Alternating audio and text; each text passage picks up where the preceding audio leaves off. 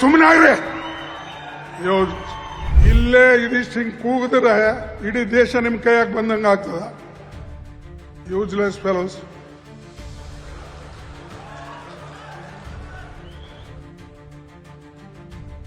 ಯಾವಾಗಲೂ ಇದು ಕಾಂಗ್ರೆಸ್ ಪಕ್ಷದ ಇದು ಮೀಟಿಂಗ್.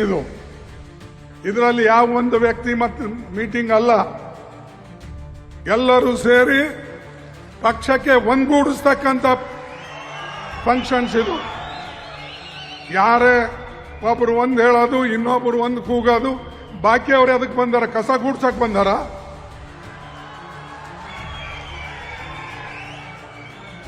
ಬಂಧುಗಳೇ, ನೆನಪಿಡಿ, ಯಾವಾಗಲೂ ಕೂಡ ಶಿಸ್ತು ಪಕ್ಷಕ್ಕೆ ಬೇಕು. ಇಲ್ಲಿ ವ್ಯಕ್ತಿ ಪೂಜೆ ನಡೆಯೋದಿಲ್ಲ. ಯಾರೆಷ್ಟೇ ದೊಡ್ಡವರಿರಲಿ.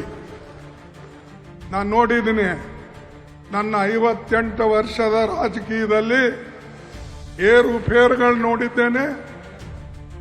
ಮತ್ತು ಅನೇಕ ನಾಯಕರು ಕಾಂಗ್ರೆಸ್ನಿಂದ ಆಗಿದ್ದಾರೆ ಹೊರತಾಗಿ ಅವರ ಕೊಡುಗೆ ಕಾಂಗ್ರೆಸ್ ಕಡಿಮೆ ಇದ್ರೂ ಕೂಡ ಅವರಿಗೆ ಕಾಂಗ್ರೆಸ್ ಹೆಚ್ಚಿನ ಶಕ್ತಿಯನ್ನ ಕೊಟ್ಟಿದೆ.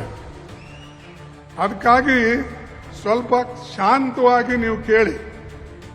ಯಾಕಂದ್ರೆ ಇದು ನಮ್ಮ ಮೀಟಿಂಗು. ನಾವೆಲ್ಲರೂ ಕೂಡಿ